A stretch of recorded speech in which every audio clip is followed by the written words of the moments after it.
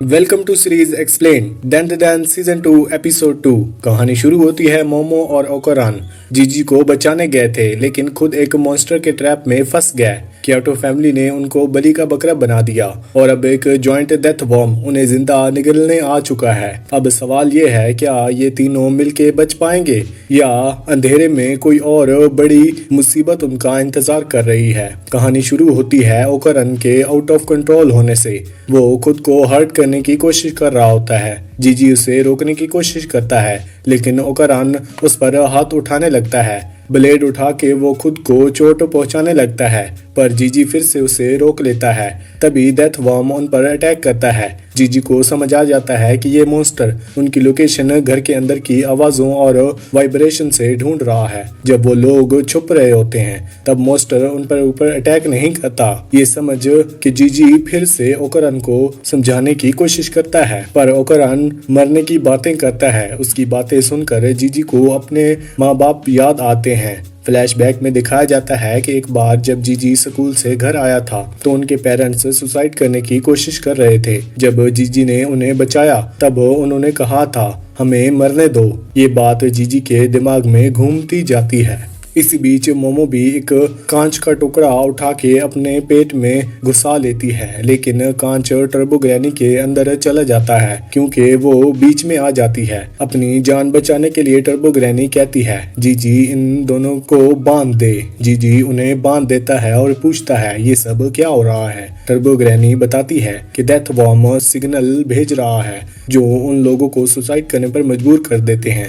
जीजी को तब समझ आता है कि उनके पेरेंट ने भी सुसाइड किया था, लेकिन उसने ये समझा नहीं रहा कि उस पर इफेक्ट क्यों नहीं हो रहा इसका। इससे पहले कि टर्बो ग्रैनी कुछ और बता पाए, मोमो साइको पावर से कांच खुद पर फेंकती है। जीजी उसके आगे आकर उसे बचा लेता है, पर उसी मोमेंट में डेथ वर्म की उनकी लोकेशन ट्रैक कर लेता है। जीजी को कुछ अलग फील होने लगता है। फिर जीजी मोमो ओकरान और टर्बो ग्रैनी को उठाकर भागने लगता है, लेकिन रास्ते में गिर जाता है। ओकरान और मोमो भागने की कोशिश करते हैं, तभी डेथ वर्म फिर से आ जाता है। अंधेरा छा जाता है और एक मॉन्स्टर सामने आता है। उसकी प्रेजेंस ने ओकरान और मोमो के होश में आ जाते हैं। टर्बो ग्रैनी बताती है कि ये इवल आई है, अगर ये किसी को देख ले तो लोग पागल हो के सुसाइड कर लेते हैं, पर इसी से इवल आई डेथ वर्म के सिग्नल को कैंसिल कर रहा है। मोमो कहती है इसी का फायदा उठाते हैं और ओकरान से कहती है कि वो डेथ वर्म पे अटैक करे। ओकरान टर्बो ग्रैनी की पावर से डेथ वर्म का सर उड़ा देता है, पर वो मॉन्स्टर अपना सर रीजनरेट कर लेता है और वापस अटैक करता है। सब वापस भागने लगते हैं। टर्बो ग्रैनी कहती है, इवल आई की आंखों से बचो। जीजी को अब समझ आ जाता है कि उसके पेरेंट्स इवल आई की वजह से नहीं मरे थे। तभी इवल आई जीजी के सामने आ जाता है और जीजी उसका पास्ट देखने लगता है। थोड़े टाइम पहले का सीन दिखाया जाता है। इवल आई पहले एक नॉर्मल इंसान होता है। एक दिन वो कुछ बच्चों को खेलते देखता है और सोचता है, काश मैं भी इनके साथ खेल पाऊं, पर वो खुद एक अंधेरी जगह में बिना खाने पीने के कैद था। उसे सरपेंट गॉड को बलि के रूप में चढ़ाने के लिए रखा गया था। उसकी बॉडी बहुत कमजोर हो गई थी और एक दिन क्योटो फैमिली उसकी बलि दे देती है वॉल्केनो के पास, जहां उसका पूरा जिस्म जल के राख में बन जाता है। मरने से पहले उसका आखिरी अरमान होता है, काश मैं दूसरों के साथ कभी खेल पाता, और उसकी ये दुआ कबूल हो जाती है। फिर दिखाया जाता है कि जहां उसे कैद किया गया था उसी जगह के ऊपर एक नया घर बन जाता है। उस घर में एक छोटा बच्चा इवल आई को देख पाता है। जैसे ही बच्चा उसे देखता है उसके माँ बाप मर जाते हैं। ऐसे ही उस जगह पे एक के बाद एक नए घर बनते गए और हर घर में लोग अजीब तरीके से मरने लगते हैं। ये सब इसलिए हो रहा था क्योंकि उस घर के नीचे डेथ वर्म छुपा होता है जो लोगों की साइको सिग्नल से सुसाइड करने पर मजबूर करता है। पर इवल आई को ये सब नहीं पता था, वो तो सिर्फ बच्चों के साथ खेलना चाहता था। फिर एक सीन में इवल आई ये देखता है कि क्योटो फैमिली की हेड एक बच्चे को एक घर के नीचे जिंदा दफन कर रही होती है।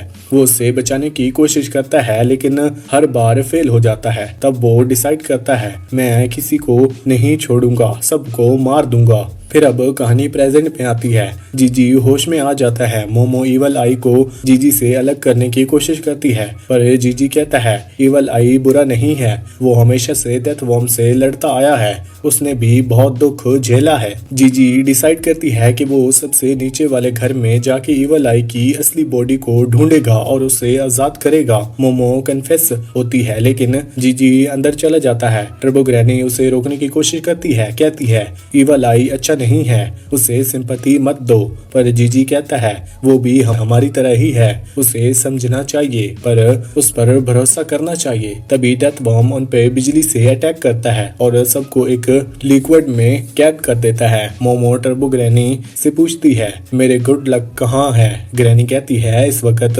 तेरा गुड लक दुश्मन के पास है। मोमो गुस्से में पागल हो जाती है। ओकरन अपनी पावर यूज करके अब थक गया होता है, इसलिए हिल भी नहीं पा रहा होता है। मोमो बाहर निकलने की कोशिश करती है, लेकिन जीजी पे इवल आई का कंट्रोल बढ़ने लगता है। जीजी इवल आई के पास पहुंचता है और उससे कहता है मुझे माफ करना, मैं तेरा दर्द समझ सकता हूँ, मैं तेरे साथ खेलने को तैयार हूँ। ये सुनकर इवल आई जीजी की बॉडी पर पूरी तरह से कब्जा कर लेता है। तभी डेथ बॉम्ब फिर से अटैक करता है। जैसे ही वो मोमो को खाने वाला होता है, जीजी जो अब इवल आई बन चुका होता है, एक जोर से लात मार के उसे दूर फेंक देता है। अब हमें दिखता है इवल आई फुल फॉर्म में होता है। जीजी के अंदर पूरा गुस्सा भर गया था, वो ह्यूमंस को मारने की बातें करने लगता है। मोमो से आवाज लगाती है जीजी, लेकिन टर्बो ग्रैनी उसे रोक के कहती है संभल के रहना। मोमो सब कुछ समझने की कोशिश कर रही होती है। तभी अचानक जीजी उस पर अटैक कर देता है, लेकिन मोमो अपनी साइको पावर से खुद को बचा लेती है। टर्बो ग्रैनी तुरंत इवल आई से कहती है दूर हो जाओ, जीजी के बॉडी से निकल जाओ, लेकिन इवल आई उसकी भी बात नहीं मानता। मोमो चीख कर कहती है जीजी होश में आओ, पर इवल आई एक ठंडे स्माइल के साथ कहता है अब ये बॉडी मेरी है और मैं ह्यूमंस को दिखाऊंगा असली हेल क्या होता है। डेथ बॉम्ब वापस अटैक करता है, इस बार इलेक्ट्रिक पावर से, लेकिन इवल आई अपनी पावर से उसके अटैक को रोक देता है। फिर वो अपनी साइको पावर से वहां मर चुके लोगों के सब गैजेट्स को इकट्ठा करने लगता है, फोन्स, हेलमेट, वॉचेस, सब कुछ। वो सब गैजेट्स से एक बड़ी सी ग्लोइंग बॉल बना लेता है और फिर उसे फुटबॉल की तरह किक करता है सीधा डेथ बॉम्ब के मुंह पर। बॉल से वार करके डेथ बॉम्ब को जोर का झटका लगता है, पर तभी डेथ बॉम्ब एक छोटे से होल से भाग जाता है।